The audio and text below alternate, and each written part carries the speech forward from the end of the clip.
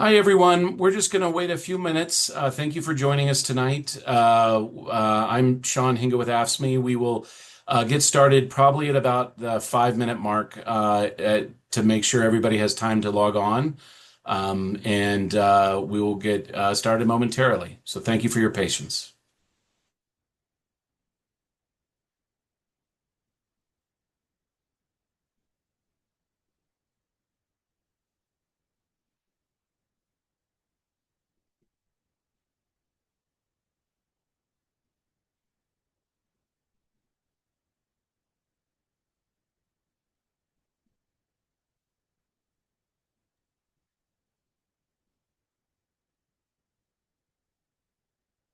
Hello, everyone. Thank you for joining us. We're just going to wait just another minute or two to get started, and we'll get started probably at the 5 minute mark.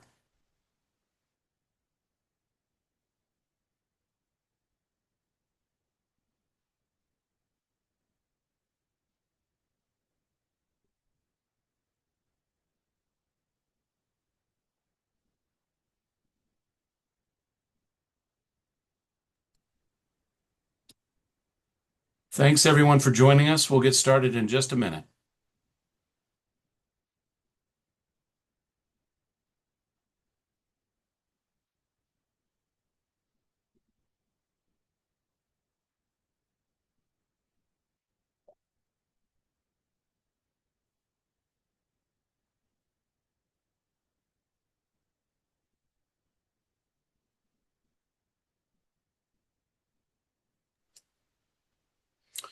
All right, everyone. Thank you so much for joining us tonight.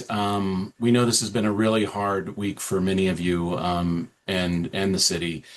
We are recording this webinar so that we can share it with folks that were not able to attend.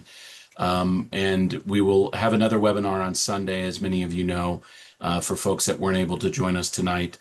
We'll be answering questions at the end of the presentations, at the end of all the presentations today, and you can enter your questions through the Q&A function on the webinar, and then we will be taking those. We will combine them if there are similar themes to answer, and we'll likely answer the ones that have the most the communal need and may have hard time answering specific personal questions on this particular webinar. So with that, I want to hand it over to Dennis McCormick with Teamsters Local 17 to walk us through the agenda and what we'll be discussing today.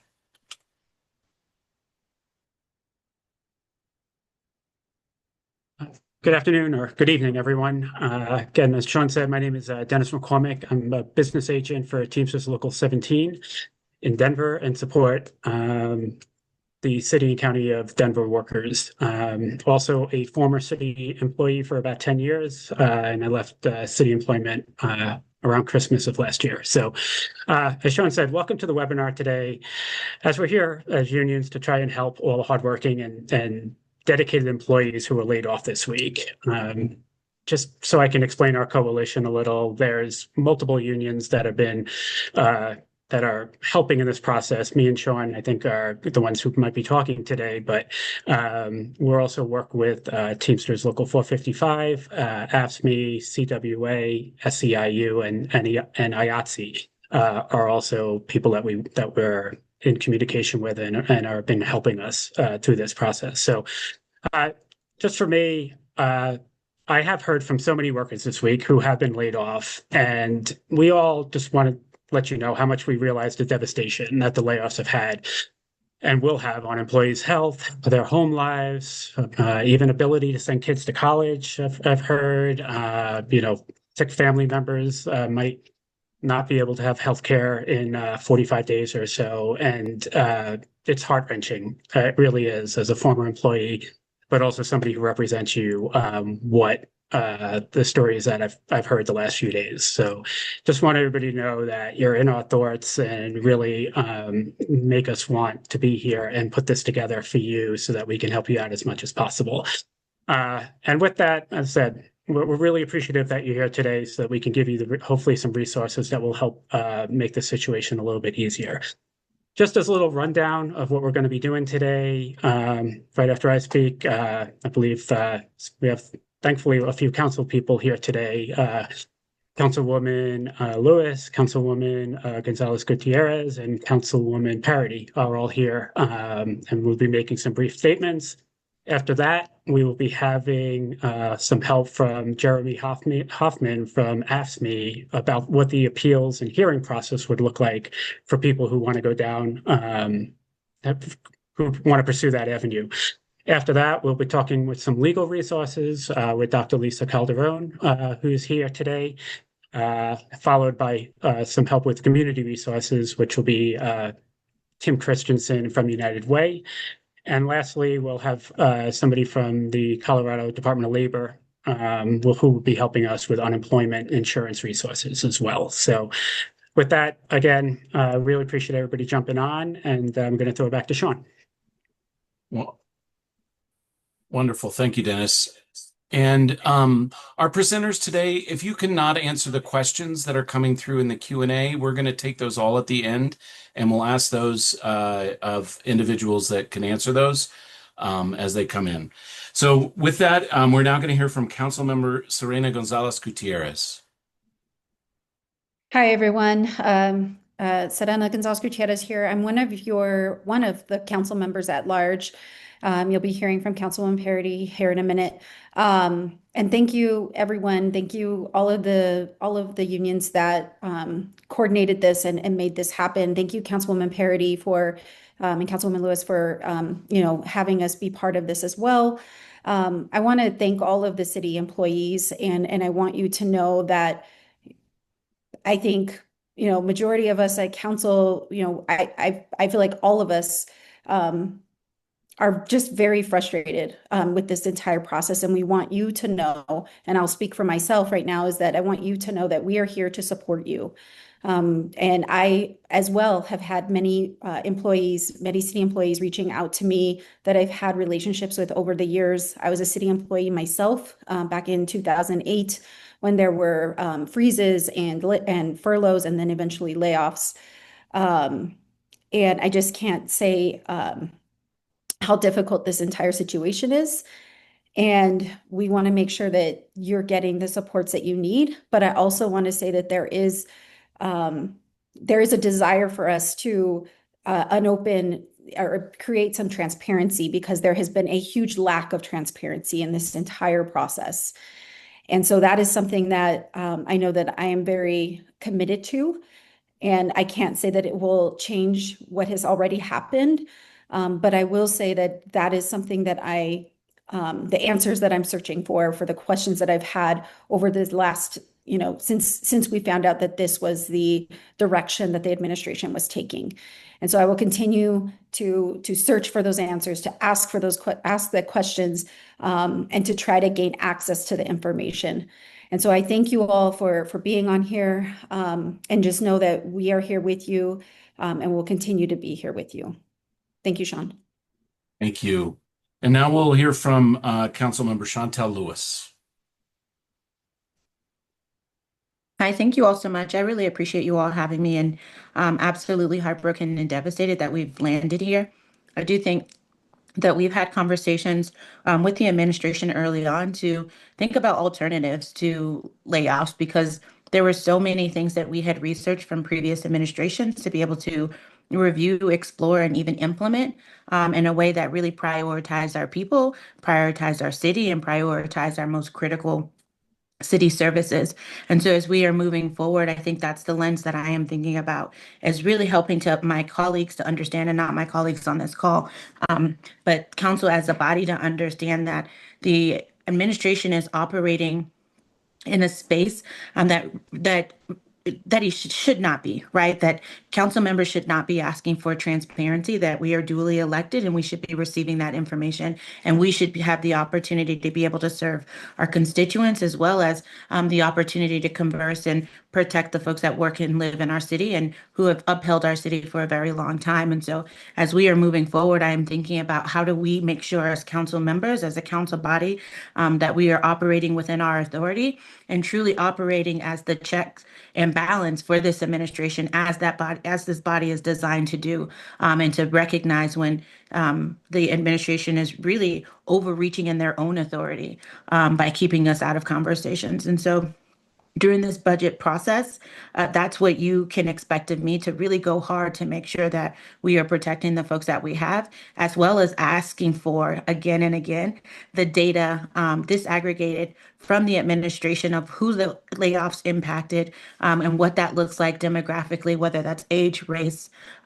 length of service, et cetera, because that was information that we did not receive. And I recognize from a leadership perspective that council members, as a body, failed those folks, you all, as employees, in allowing the administration to operate in such authority and recklessness, and irresponsibility. And so my commitment to you all is to not let that happen again, and to make sure that we are working in partnership with the unions, to make sure we're working in partnership with the body, and to make sure we're holding the administration accountable. And so I really appreciate you all. I love y'all really big. Please reach out to my office if you need any resources or supports. We are happy to help in whatever that looks like. Thank you. Wonderful. Thank you so much. And now we'll pass it to Councilmember Sarah Parity.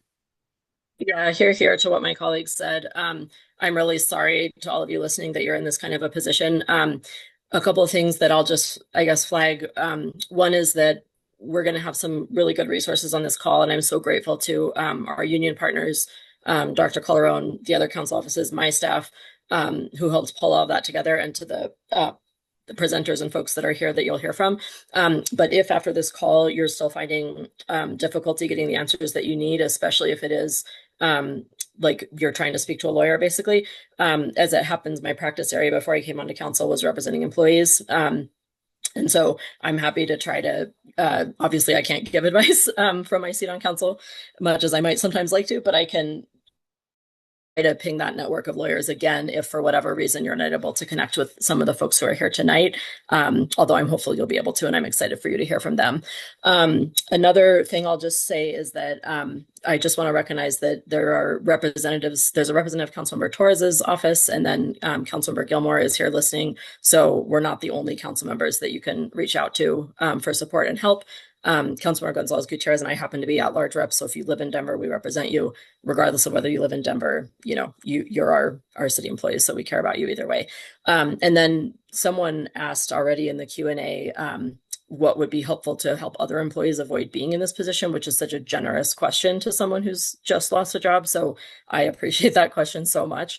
And I would say that one of the most helpful things for us is just getting your perspective now that you are very unfortunately not with the city anymore. It would mean a lot, be really helpful and supportive of the work that we're trying to do to get your insight into the budget of your agency in particular, in a way that is, because you have so much expertise and we don't always have an easy time accessing that when we're going kind of down from the level of the mayor. So I will leave it at that, but I'm very appreciative of everyone who's here, both panelists and folks listening. I'm sorry, I just have to interrupt really quick, Councilwoman Parity, because I can't underscore that enough, is that budget transparency, because the budget office works for the mayor, and they are very clear that they are not willing to give council members any information as we are going through the budget season. So if you all can give us that information, it would be critically helpful as we are moving forward. Sorry to go out of queue. Thank you. Thank you all very much. With that, we're going to move to Jeremy Hoffman from AFSCME to talk about the appeal process. Okay, let me share my screen here. Hopefully this will work. Bear with me.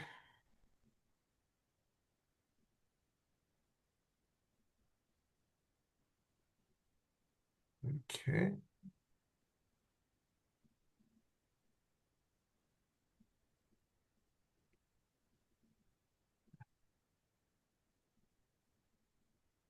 Can people see a screen that has my name on it? Yep, we can. Is? Great, perfect. Good evening, everybody. My name is Jeremy Hoffman. I'm a senior workforce development advocate at the American Federation of State, County, Municipal Employees. I actually work for the International Union, and I'm based in Washington, D.C. I really appreciate the council members for helping to frame this discussion. I actually spend most of my time tracking civil service rules around the country and have to provide an overview of the Denver appeals process. Just as a side note, I feel deeply for what's happening in Denver. I spent time working in Denver. I went to college in Colorado, so this is really hitting pretty close to home for me. So my real sympathy and empathy for everybody out there who I know is really dealing with some really difficult times and feeling really vulnerable financially. I'm going to try to do a brief overview of the process, but I really want to make sure that our colleagues from the Department of Labor and United Way have ample time to go over the financial resources that are available to folks. Because I think I don't want the kind of the individual hardship that I think folks are going to be experiencing to get overlooked in kind of this broader conversation I'm going to have about the process. And I also just want to make it really clear to everybody, I am not a lawyer. There seem to be ample lawyers or a number of lawyers on the phone on this call. And so I'm not really able to give individual legal advice. So just kind of bear that in mind as we go through this. And if there are questions as I go through, just once again, put it in the Q&A function, and we're going to cycle to those at the end. So I want to start with just what's the ground for an appeal, and that's really important. And I took this out of the city charter. In essence, there has to be a violation of the career service rules. So we all have to be thinking about if you want to pursue a appeal, you got to kind of ground it in the rules. Uh, Typically for layoffs, that really means that the process was not followed, or there's like a demonstrable factual error in how they calculated and the methodology they used. I'm going to talk about that more in a minute. One exception to that is if you think we're putting a layoff for retaliatory reasons or you think we're discriminated against, that's also grounds. And I'm going to show that also through this process uh, as I work through this. I understand that a condition of the severance that the city's offered folks is that you waive your rights to use this appeal. So what I'm walking you through is one of the things you will not be able to do if you choose to take the severance. And that's a personal decision that everybody has to weigh for themselves. I also, it's my understanding that you also kind of waive your right for other legal actions if you take the appeal. Once again, I'm not arguing one way or the other whether you take the severance, but I just want to be sure that everybody's clear on what that fork in the road is for you. So I think as everybody knows, the City of Denver recently changed their career service rules to facilitate this round of layoffs. They kind of changed them in July. Previously, Denver based layoffs on seniority.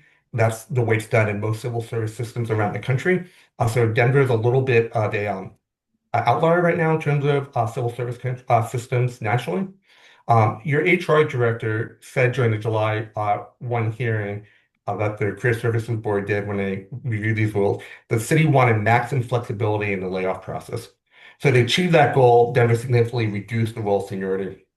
Instead of layoffs being based solely on seniority, the layoff list is now generated by using these weighted factors that I have on the screen: performance history, skills, abilities, and length of service. They use this weighted system to create a ranked layoff list of employees by classification within the layoff units that the city wants to eliminate. If multiple workers receive the same score, then the length of service is the tiebreaker. Military service credits are applied last. I don't know if we have veterans on this. I'm not really the best able to talk about the military service credits, but it's really important that if you are a veteran, that you are aware of how that works. So for an appeal, you essentially need to demonstrate that your score is wrong because it's factually miscalculated, such as your length of service. They just have recorded it erroneously. You might have had an allowable break-in service. Once again, if you're a National Guards person and were called up. So your length of service is important that it be calculated correctly. You can appeal if they miscalculated your performance history. And the performance history is kind of the average of your last 3 reviews. So if that's been inaccurately calculated, then that could be potentially ground to go through the appeals process. Or the way they rated your skills and abilities are lower than it should be. For instance, if you can demonstrate that you have a required skill that they think you don't, then that is something that you can potentially use in your appeals process. These terms, these concepts I just kind of went through about how it's miscalculated, misapplied, that kind of gets related to legal terms you might hear other folks mention about capricious and arbitrary. These are kind of linked concepts, but it's really important that it's a kind of factual or erroneous kind of calculation, and that it would have impacted where you are on the ranked layoff list. The reason there's ranges here, about 10 to 35% for all the factors other than length of service, is because the city and your agencies have the flexibility to define the weight of these factors however they want. It's supposed to be once they make a decision that they want to do 15% of on performance history, that should be applied to everybody in your agency. But it is they have the flexibility to decide that. The only one that's locked in at a specific amount is length of service at 25%. That means, I just want to be clear, that your length of service uh, is really only a quarter of the criteria. 75% of the criteria that's used to calculate the layoff list is not your seniority. So just because you were an employee of 20 years and you have a lot of seniority, that does not mean that you're going to avoid layoffs. This is kind of the intent of what the city did. Because 75% is some combination of performance history, skills, and abilities. So, as I mentioned, the appeal has to be factually based on the miscalculation of the score. And in a traditional seniority-based system, it's really a matter whether your length of service was calculated correctly. Seniority is an objective and transparent criteria. Incidentally, as I mentioned, it's still a factor here in Denver, so you should be sure it's accurately calculated. The challenge in Denver is the scoring system is opaque, meaning it's not clear. And these are the questions that I've been thinking about ever since these rules were proposed and were enacted. I've been following this really closely throughout your process. How is each layoff unit weighing the criteria? As I mentioned, there's a range. It's unclear to me how we know what each agency determines to be how they want to weight them. Uh, Skills and abilities are, I find, really challenging from a technical standpoint. Uh, because it's unclear to me what skills or ability are being deemed irrelevant. It's unclear to me from the rules how the skills and abilities are assessed, like how are they determine whether you have the skills or ability. It's also unclear to me if you as the employee who's got a layoff notice are notified of your score or how it was determined, right? So this, I think, gets to some of the comments that were made by council members earlier that there's just a lack of transparency. And without transparency of how the weighted scoring methodology is applied, it's really, really challenging to demonstrate that it was miscalculated or misapplied. It's like really we're in this kind of fuzzy space right now. In theory, all this stuff should be discussed with you. And I do understand, because I've seen some of the layoff notice the folks have received and in your civil service rules, you do have the right to request a meeting with your supervisor within 10 days of receiving your notice. And it's to kind of discuss the layoff. So some of this might be covered in your meeting if you request it, but I don't really know what your managers are going to be doing these meetings. So you should, if they don't cover this, you should ask them. I mean, this is like really important stuff to know, and I think the lack of clarity on this makes it a challenging process. It also makes it really challenging for you as the aggrieved person to really access the hearing process and due process rights that are kind of embedded in your civil service rules.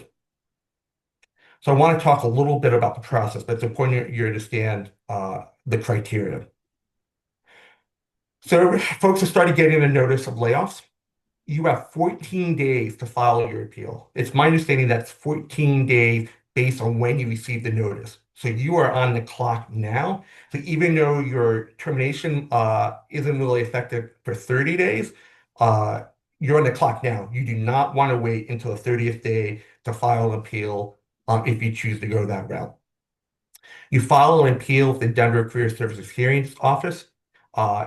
There's a form, an online form. I'm going to walk people through that form at the end. That's the website for it, and I believe Sean's going to send that out to everybody after the meeting because folks, you need to know where that is. But once again, you really have to focus on how the layoff criteria was misapplied, or as I mentioned before, you were discriminated against, or you feel like you're being retaliated against.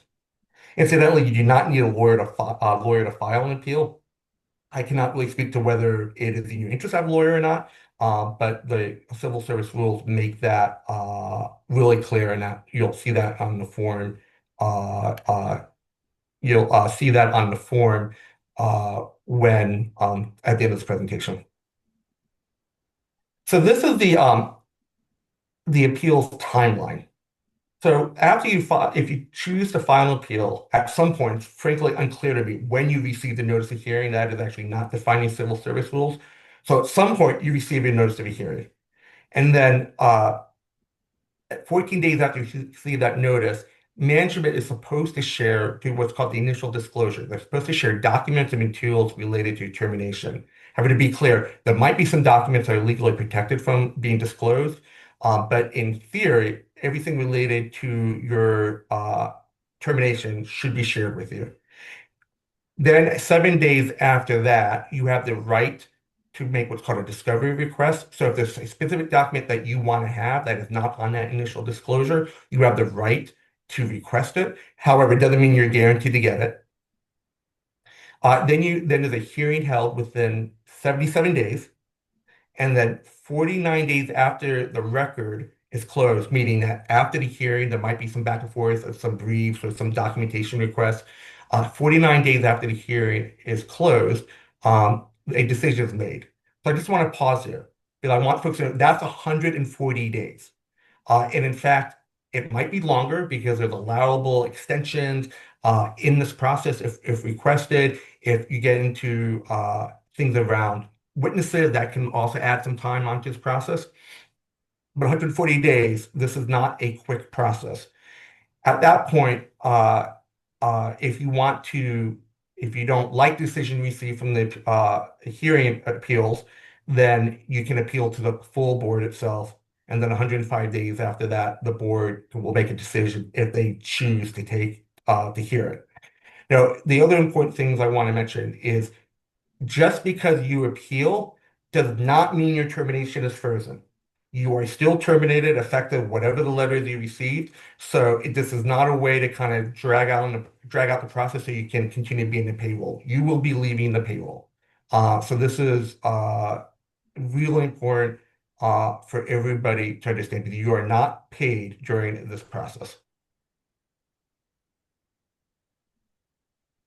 So I'm going to stop sharing my screen, but I want to show people the actual appeals form that I think is really important to look at. So I'm just doing a quick switch here, and hopefully this will work.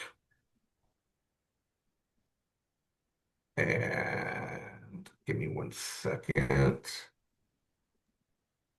Can people see here the Yes, appeals form? Great, perfect. Jeremy, we Okay. can see that. Thank you. Awesome, thank you. So I'm passing my own challenge share of technology.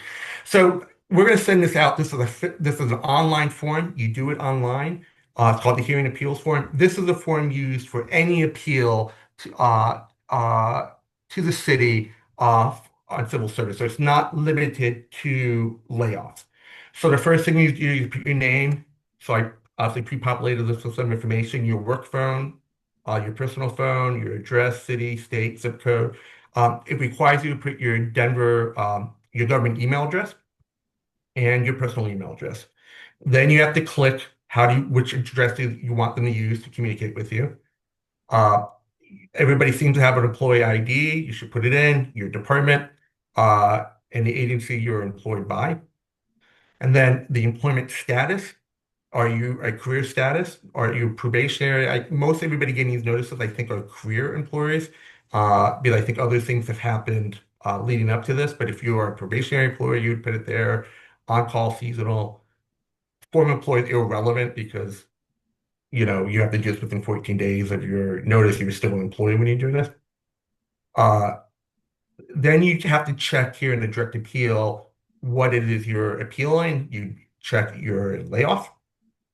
But as you can see, there's other things here. Your dismissal is different from a layoff. Suspension, temporary reduction in pay, that's not relevant to this. But as I said, this is the form that you use for any appeals. The date of the agency action, that would be the date of your notice of being laid off. Now, this is where I mentioned that if you feel like this action was taken for discriminatory reasons, you would check these whichever boxes you think apply for why you were discriminated against based on any of these categories. These are the kind of the protected categories in the state of Colorado. This is not to say you cannot appeal if you do not feel, even if you've not been discriminated against for a protected class, you can still appeal. This is just if you feel like that was an aspect of why you ended up on the layoff list. Uh, and then you would just, I think, repeat that here. Uh, you have to identify the agency. Some of this gets a little bit redundant. Uh, the misconduct that you'd be reporting would be you're being laid off. If you had reported the misconduct, you put that in. So some of this is really not designed for a layoff process. Uh, the second section here is not really relevant to this process either, so I think you would skip that. And then for the reason for the appeal, you should put violation of CSR 14, that's Career Services Rule 14. 14 is the layoff process. So it means that you are alleging that they have violated that process. And the remedy you're seeking is that you want to be reversed. And then I would not, there's a mediation option. I don't think it's really applicable here for layoffs, so you should skip that. I remember I mentioned that you do not need a lawyer to do this appeal. This is where you check that, or if you're representing yourself, meaning you are not going to use a lawyer, you would say yes. If you choose to have a lawyer, which is your right, you would check no, you are not representing yourself. And then you would put the name of whoever is legally representing you in this process would pop up. And as you can see, bar registration number, all this information you'd be able to get from your lawyer. And then you want to upload documents. You need to upload the notice that you received, and I think you need to like write out your argument, why it is you think the process has been misapplied, or why it is you think you're being discriminated against. You actually have to write a narrative on that. I would highly encourage that if you think there are skills that are required for your job that you have that you feel like is not being considered in your score, then if you have a way to document the skills like professional certifications or licensing or what have you, I would definitely urge you to upload that into your file here. The challenge I think that exists is if you don't know why, if you don't know what your score is and why it was calculated the way it is, then it's hard to argue about it. If the city is not being transparent and saying these are the skills that we think are required for this position, then it's hard for you to make an argument that you have the skills. In that case, I would really begin to look at job postings for the position description, maybe list out some skills. And if you have them, and importantly, that you can demonstrate you have them, that's really important. But you have to really start thinking along those lines that you actually, this is a factual matter. And I think that's the real key. So I'm going to stop sharing my screen. I know I went through a lot, and I hopefully didn't do it too quickly. This information will be made available, and I'm going to be on until the end of this call. So if you have questions, put in the Q&A, and Sean will be traffic copying the questions. And I'm going to hand it back to you, Sean.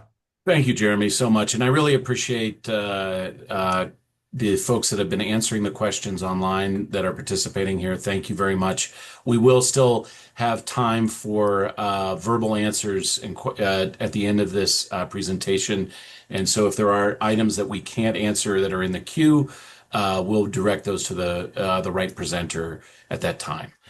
So with that, I wanted to pass it over to Lisa Calderon, who and several other attorneys that are on the call that may be able to give support and other avenues for you to make access of. So with that, Dr. Calderon.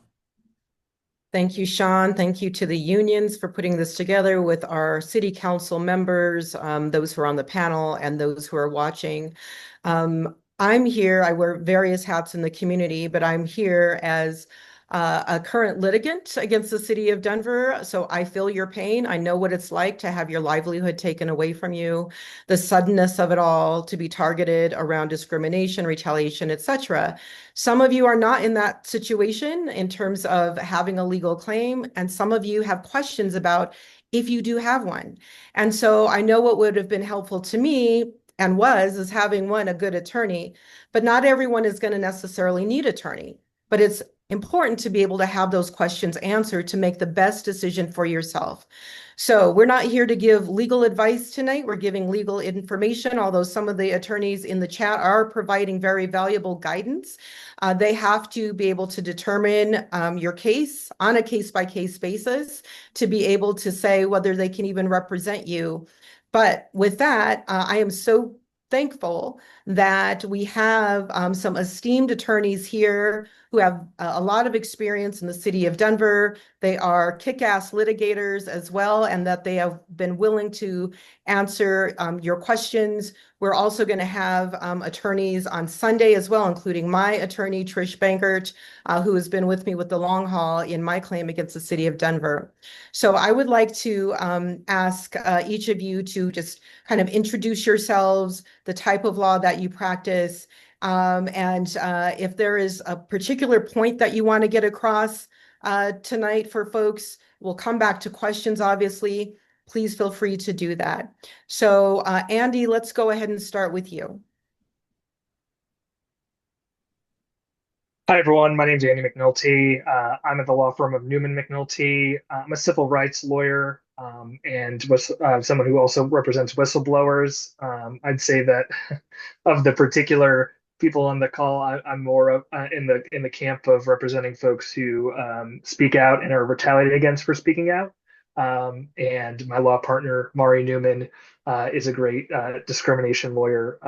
And so that's where I'm coming from here is looking to see folks who feel like they have been retaliated against politically or for speaking out about problems in the administration. I know that that's been raised by Lisa and by others. And so that's kind of my bag, and happy to answer any questions relating to that. And then, I obviously have some experience relating to general employment law. So yeah, that's me. Thank you, Andy. Iris, thank you so much for being here. And I appreciate all of you answering questions in the chat as well. And go ahead. Hi, everyone. My name is Iris Halpern. I'm an employment rights lawyer and a civil rights lawyer at a law firm, Rathod Mohammed Bai. I run kind of the employment division in the firm. Also was the supervisory trial attorney at the Federal Equal Employment Opportunity Commission for 7.5 years before I came here. And so a lot of experience here. I did want to make maybe a very quick, point here just from what some of the questions I've been seeing in the chat are, which is two things that you've just had kind of discussion. You're going to have discussions about UI, you've had discussions about appeals, et cetera. But some of you may be considering kind of individual litigation, based on your particular circumstances. And there's a couple things that I think are relevant for that, right? Any kind of subsequent claims, whether it's First Amendment, retaliation, political activity, off-duty conduct, retaliation for anything you did at work, whistleblowing, discrimination, complaining about those things, or if you felt you were like a victim of discrimination, et cetera. Layoffs are not terribly different, though they are more complex and a little bit harder evidentiarily to prove than any other termination, right? So if you think there's specific circumstances that led you in particular to be laid off, I know the city is going to say they have their formula and it's pretty vague and people have talked about transparency and these sudden changes. But if you feel like your supervisor picked you for it or somehow, created a scenario because you had engaged in some kind of protected activity in the past or because they've discriminated against you and other individuals. Was there someone asked about disparate impact? There's a group that's kind of overrepresented in the layoffs in their unit, et cetera.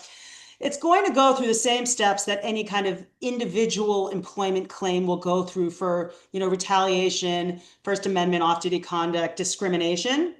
You're just going to have to deal with the fact that their automatic defense from the city isn't going to be there was a mass layoff. It's not that personal. Here's the criteria, et cetera. But you should be thinking about kind of what evidence you have to show why you were picked for that layoff, right? Why the department head picked you versus someone else. And I know, and there is going to be a lot of fighting over the criteria or whatever. But as some people have suspected, because of these sudden changes, the lack of transparency, the change in the criteria that's been used, how that's actually applied in real life is not known to most people, right? And is not being made terribly available, on an individualized basis. And so if you are thinking about subsequent claims, it's going to be looking a lot like any other claim, as if you were just discharged and you were the only one. You were the only person terminated, that day. So I think that's something to think about. I would also say, if you're filing for UI, to make sure that you are being very consistent with any arguments that you might make in the future, because that is a statement under oath. So while you want to say you were laid off somewhere in that narrative, you want to write, you really think you were targeted for XYZ reason, so that they can't say, well, you didn't say anything about that when you went on employment, right? I know people have asked a lot of questions about severance, which I can answer some questions about, but those are just kind of the really basic, quick talking points. I'm really happy to answer any questions. I don't want to get bogged down in it, but I did think, based on what some of the people were talking about, they don't understand why they were picked, or their title was eliminated, or they might be thinking about individual claims, or was there discrimination or retail. Those are kind of some of the things that you will be looking at or going through, regardless of whether it's a layoff or termination or something else to that. It will be the kind of the same model. Thank you so much, Iris. Stephen, go ahead.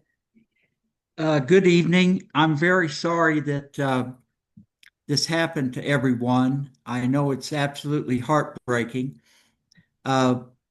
My experience, I've worked for two different labor unions, and I've had my own practice, and all I do is I do labor law, employee rights law, and civil rights.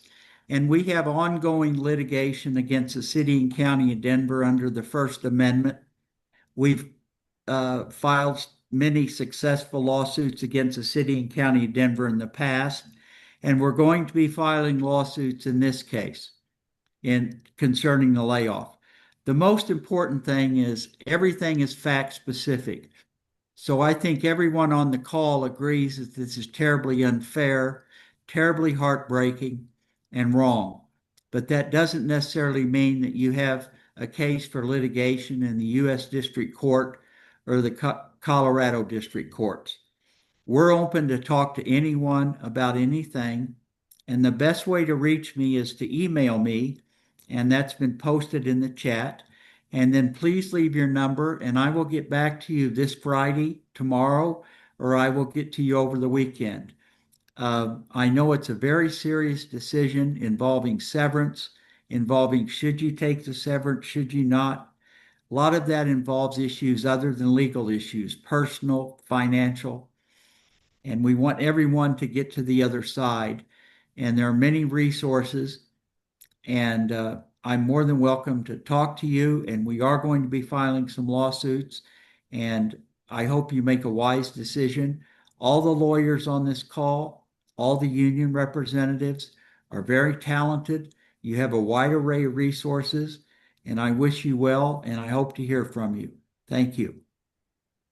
Thank you, Stephen. And then just wrapping up, what I want to say is that, we've talked a lot about kind of the process and the technicalities and the legal issues, but we also all acknowledge that this is a highly emotional process. And I've been reached out to from a lot of people who have both those legal issues and also need that emotional support. So one of the things I really want to encourage folks to do, regardless of what you decide, is to reach out for mental health supports.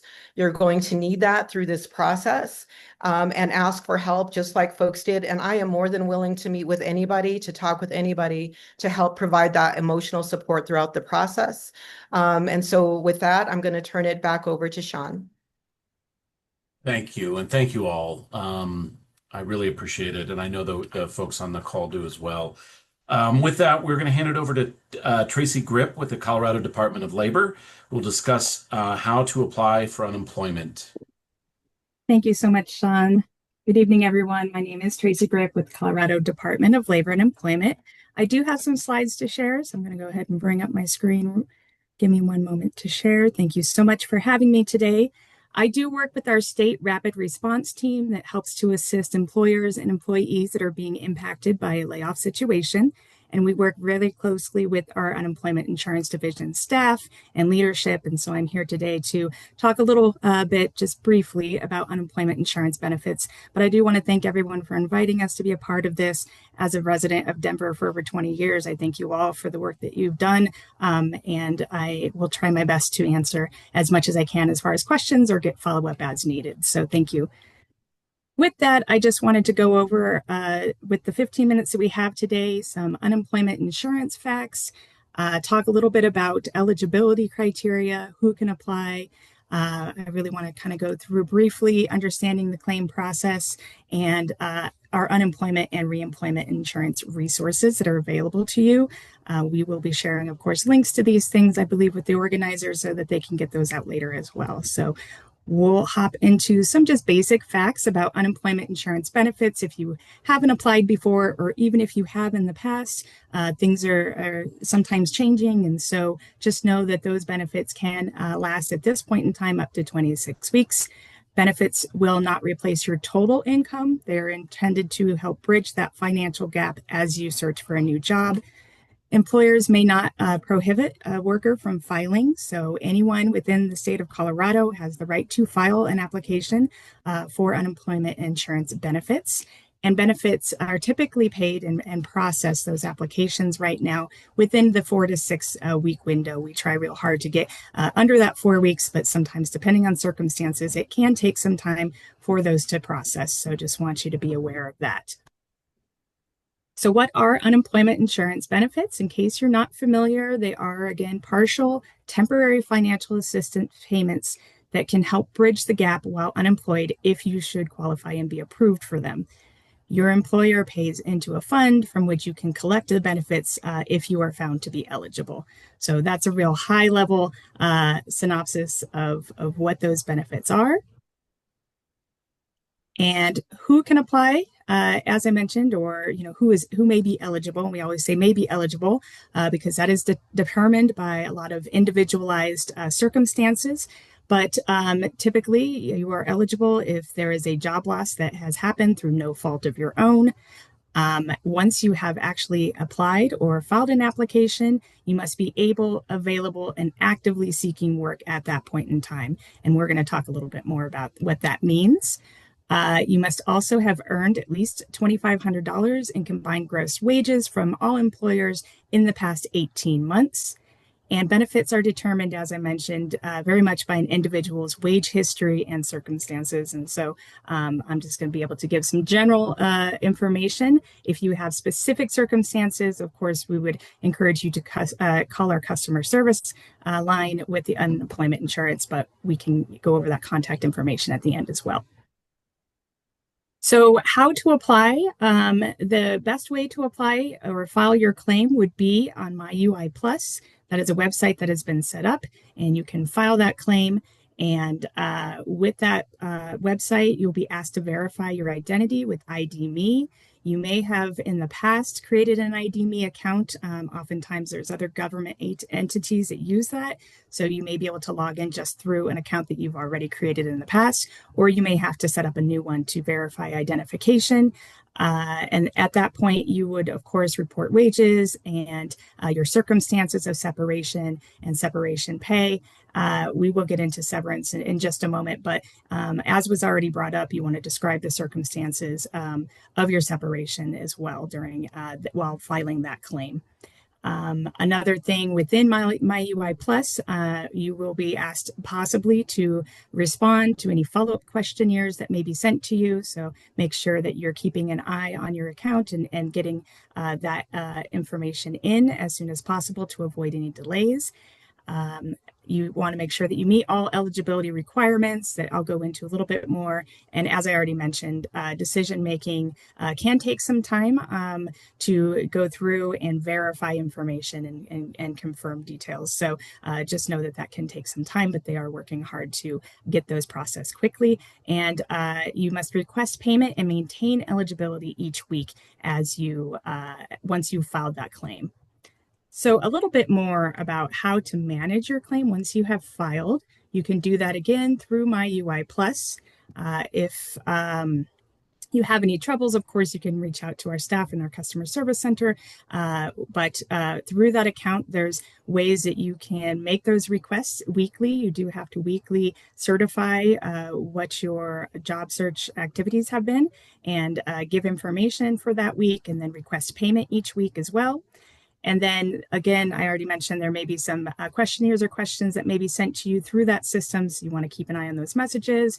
You're able to check your claim status. There is a claim tracker within MyUI Plus within your account, and you'll be able to see where you may be within that process. You can update any account information if needed. If you have filed a claim in the past, it's possible you may already have an account on MyUI Plus. You can make updates within there, reopen your claim if needed, access documents. You can also upload documents as well and view other claim decisions and correspondence. And so those are just some of the things that you can do through that system if you're not familiar with it. One thing I do want to mention, and I've already mentioned that once you have filed a claim is when you should be available, able, and looking for looking for work. And another requirement to maintain your eligibility is to register with our Workforce Center system, and you can do that in two ways. The easiest way is to register on connectingcolorado.com. You do need to register for work, is what they call it, within 7 days of filing your claim. So once you filed that claim within that week, you do need to go on to connectingcolorado.com, create a profile.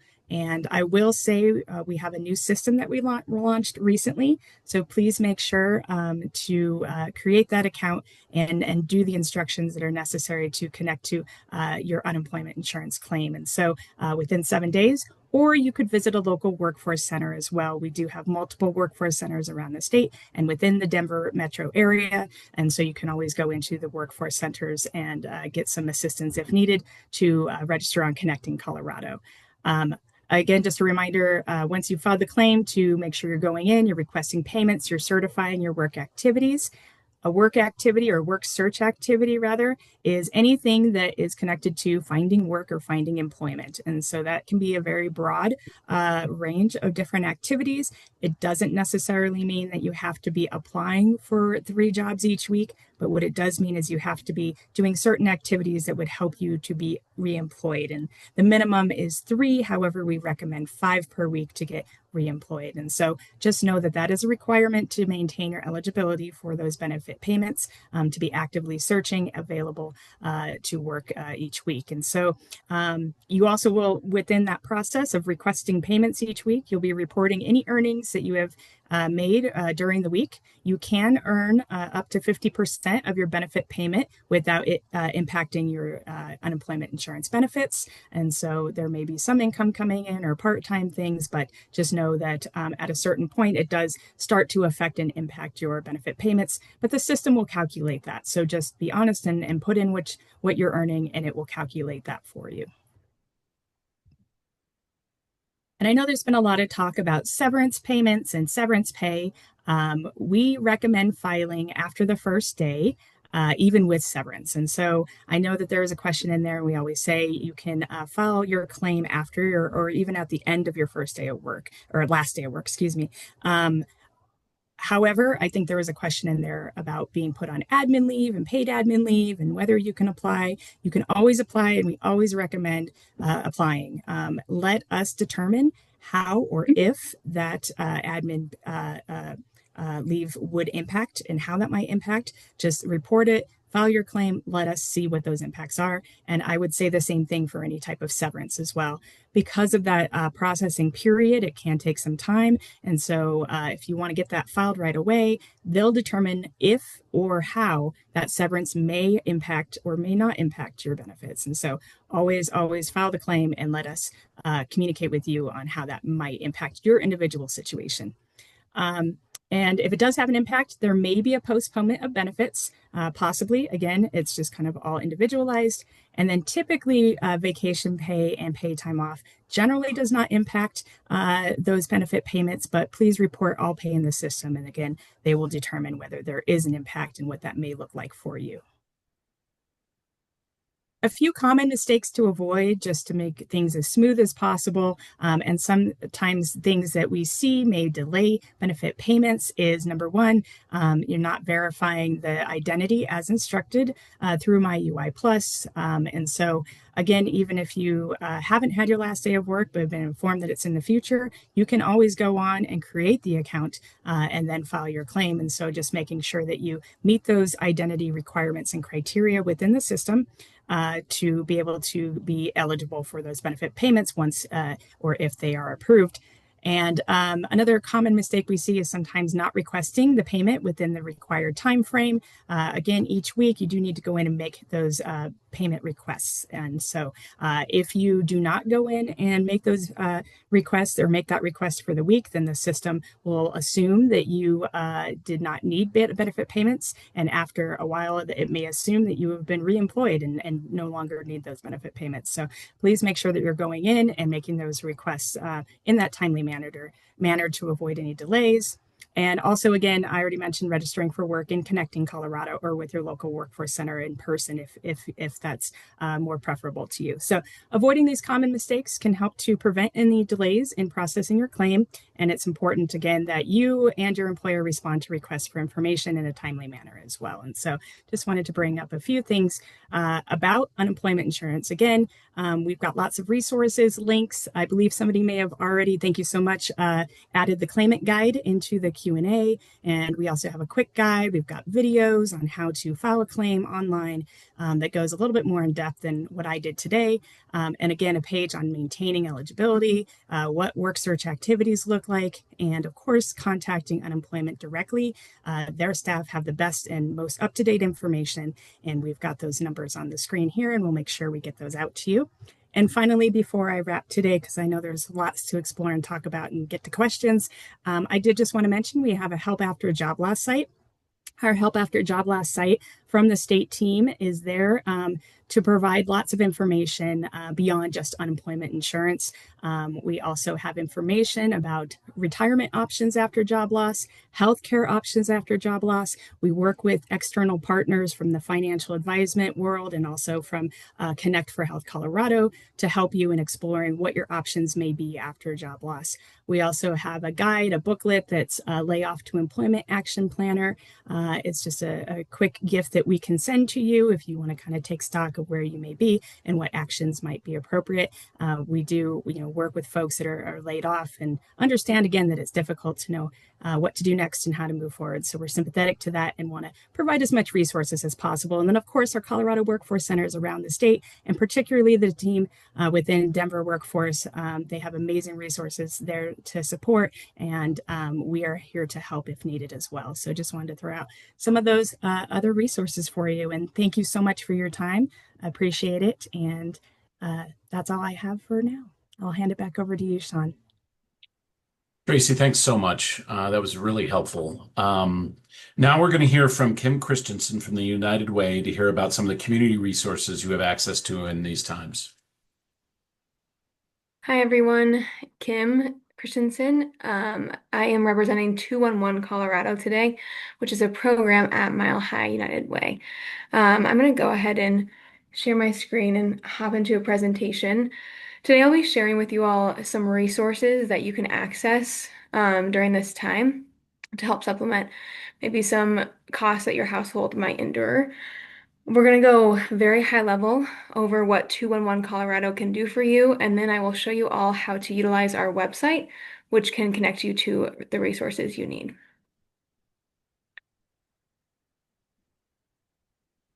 Let me just share my screen quick.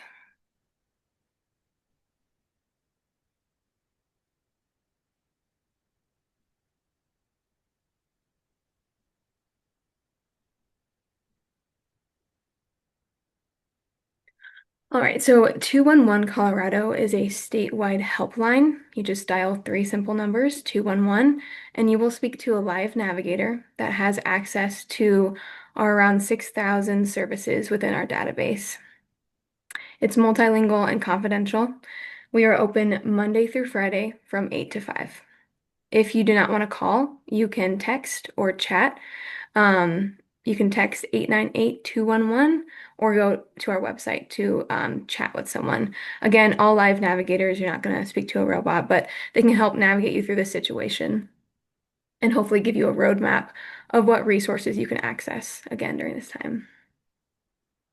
To kind of help level set what we help with every day, these are our met needs and unmet needs that we see on calls every year. Our top need was housing. Second was food or meals.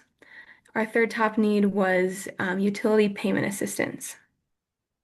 This fourth need, individual, family, and community support, represents our childcare resources that we can give. So we can provide or give you a list of childcare providers in your area.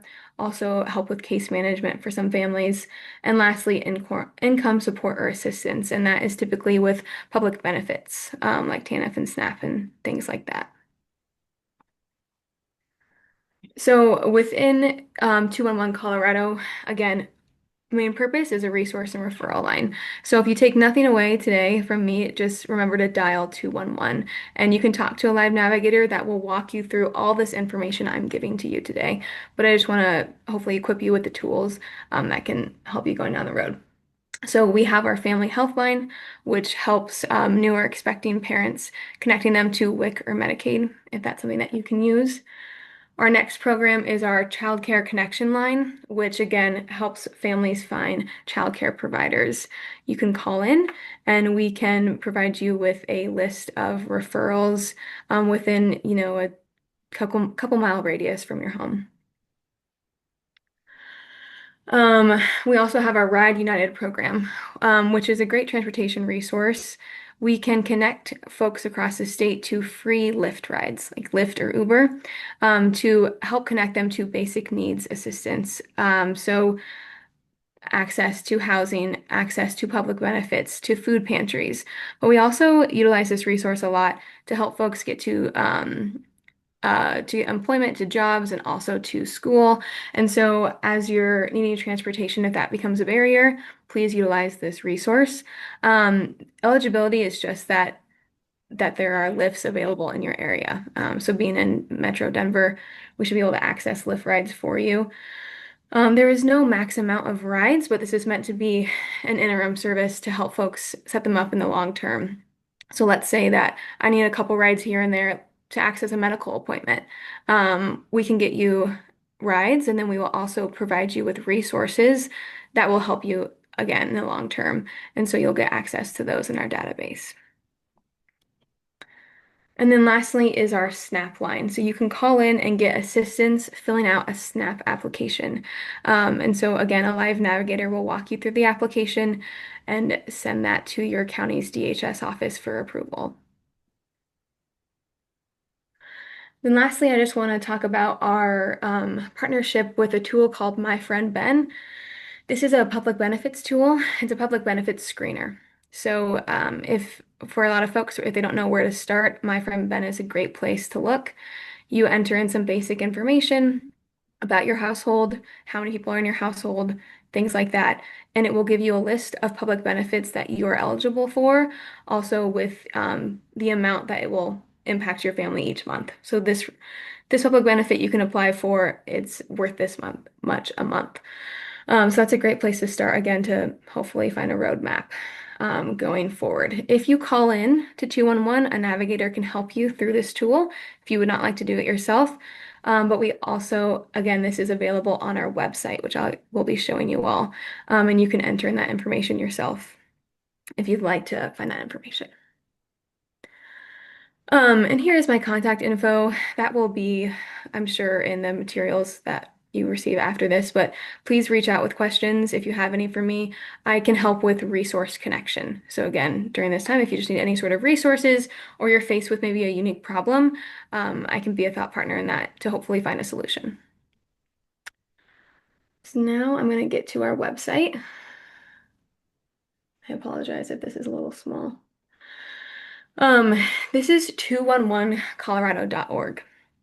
So again, all of the resources I just talked about, and I know we're kind of moving through things quickly, but all the resources I just talked about, you can also search for yourself on 211 Colorado. This is our homepage. If you scroll down to the bottom, you can find categories. So maybe you just know, okay, I'm going to have this issue in these upcoming weeks. You can find that under these categories, and it will show you a list of resources having to do with that. So if we want to start with food assistance, maybe this will break down that big category of food into subcategories. So you can get more specific with your search and what you're trying to find. So again, any sort of public benefits and also food pantries around your area, but also connecting folks to hot meals and things like that. If you scroll a little farther down, you can find ways to contact us. So again, dial into 211 or text 898-211 with your zip code, and we'll do a search. And then again, what I'm showing you now is searching online. That My Friend Ben tool you can find here. So if we just click Get Started, that will take us to the My Friend Ben page where you will start to fill out the screener to find the list of benefits that you can utilize. So now I'm going to show you all how to search for resources. If you click on the search bar here, it will give you prompts that maybe can help if you're, again, not knowing where to start. These are some basic things that people search for every day. So let's say you need help paying your utility bill. You can click on this prompt and you can enter in your zip code. I'm just going to enter the one for downtown Denver for an example. And we click search here. And it will give me a list of resources having to do with that category in my zip code. And so you can, this first one, for example, is through Northeast Denver Housing Center, and this is for utility bill assistance. So if I click on that resource on this heading here, I can get more information. So it looks like it provides assistance with Xcel energy bills as funds are available, maximum assistance of $500. Again, get more description. You can look at eligibility requirements. And then it gives information about an application process. So how you actually apply, how you can access that. All external websites for these resources should be linked to the resource. So if I want to figure out more about this organization, I can find that information there. You can also make resource lists on 211colorado.org. And so maybe this is what a navigator will do with you on a call. By the way, what we're talking through now, what you can do yourself on the website, a navigator will do for you. So let's say that I want to add this resource to a list. I click Add to List. It will prompt you to make an account. To make an account, you simply need an email and password. It's a very easy setup. To show you how to actually make a list, I'm going to log in quick.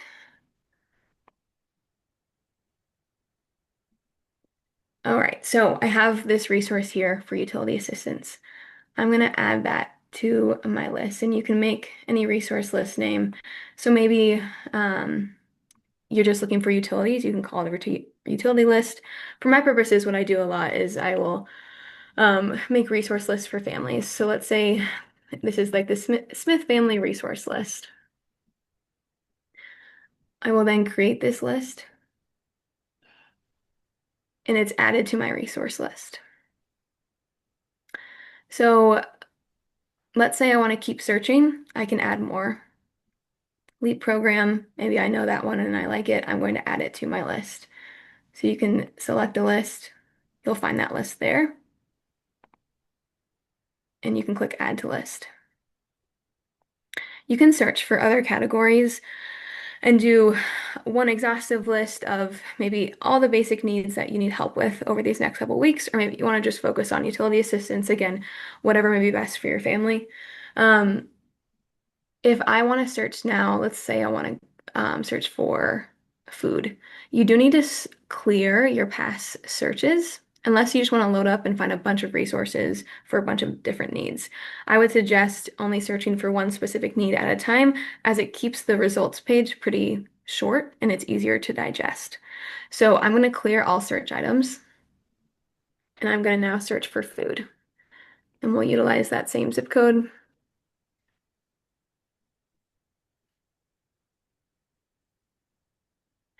And now we have resources for food.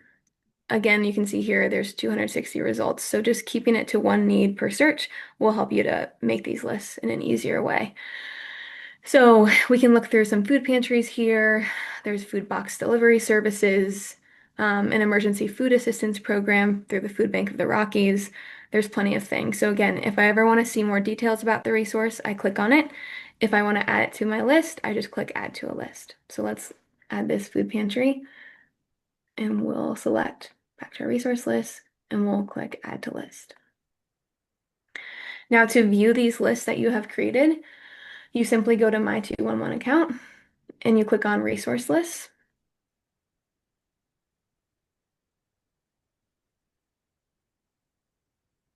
And then we can see my list here. You can open that list and view the entire, all the resources. It also will map it out for you, which can make, that'll just make it easier to plan out how you get to these resources. So you can view that list. If you want to share it, you certainly can. You can text it to yourself. You can email it to yourself. You could save it as a PDF or print it. You also can make a link and then send it out to maybe other family members, or if you find this resource helpful to whoever may need it. One thing about our database and about these resource lists that is fantastic, if let's say the food pantry for Metro Caring somehow disappears tomorrow, that will be removed from your list. So our database is updated. We have a team of database specialists whose entire job is to just make sure our resources are accurate. So if funding runs out, the resource will disappear. And when funding becomes available, it will appear again. Or again, if details change, let's say an address change or business hours are updated, that will update in real time to the list you have saved. So you don't have to worry about going back and refreshing. It'll be updated in real time. So this list can be used for as long as you need. I will add too, we try to reach out to our partners very often about funding. And so, especially with rent payment assistance and utility bill payment assistance, some of those resources, their funding goes fast. And we try to update that as fast as we can. But there is a caveat of, sometimes a resource will open and in 2 hours that funding is gone. And so we have to get that change really quick. So do have patience with us with rental and utility bill payment assistance. Those resources take more time to update. But there's contact information always for these resources, and you can call them to see about availability and things like that. But we will be updating resources as fast as we can. So that is how you can utilize, again, resources at 211. There are a plethora of resources. So if you even just have a question, call into 211. If we don't have something, again, we'll brainstorm with you of what you could do, or maybe find a creative solution to your problem. So please rely on us and utilize 211 Colorado as a service. And know that, again, Monday through Friday, 8 to 5, we're here in the coming weeks or months as you may need it. Thank you, Kim. And I know that all of us really want to thank all the panelists tonight. Just the information you've provided, the resources that you've made available to the workers in Denver, and just your time and your empathy for what's going on right now is something I think we are all very grateful for. And I also just want to be grateful for the folks that have been answering the questions in the Q&A. We don't currently have any open questions. There are a few coming in now. And so what we'll do is we will keep it open for just a moment. I guess since we are here, there is a question that is there a time frame for them to turn over our personnel files? And I am trying to see who would be the best person to answer that question. But please just jump in if folks know the answer to that question. I don't remember the state statute. It should tell you, but it should be quick. Yeah, I don't think the state statute There's a has a timeline in there. a particular time frame, but it's usually pretty quick in my experience. They'll send it to you. By law, right? Great. Thank you both. We'll keep it open just for one more moment to see if anybody else wants to type a question before we wrap for the evening. If I could just jump in real quick and say thank you to Denise, has been answering some questions about unemployment insurance benefits. Denise actually works for the unemployment insurance division, so I appreciate the help, and my apologies that I didn't mention and shout out to Denise earlier. So thank you for helping with those questions, Denise. I'll just hop off mute to say that our Ask Me partners have said that they will send out resources and information from tonight after we're done here. So people have been asking about that, and yes, you will get that. Thank you, Council Member. Yes, we're going to be sending an email to all people that registered for the webinar, not just the ones that attended. And so that will go out this evening once we are able to put together all the materials and make sure we get them out to you. And feel free to please share them with other impacted people and to make sure they get in the hands of people that need them.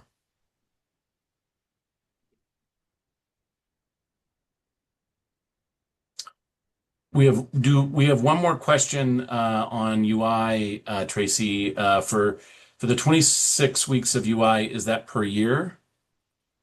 So that's for the life of a claim. And so that can be up to a year, but I'll also let Denise jump in if needed as well to clarify that a little bit more.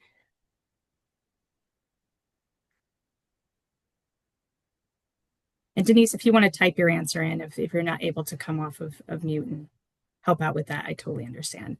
So we'll get that answered for you.